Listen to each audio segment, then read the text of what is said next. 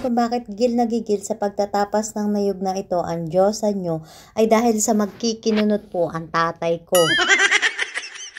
Pangnini po ang tawag sa isdang ito at ito po ay mortal kong kaaway simula pa nung ako'y magkamalay. At ang isda pong ito ay bigay din lamang ng aming kapitbahay. Ang mga videong ito ay kuha ko pa nung umuwi ako ng bakasyon ko dyan sa Polillo. Kailangan ko na pong i-dispose at puno na ang gallery ng phone ko.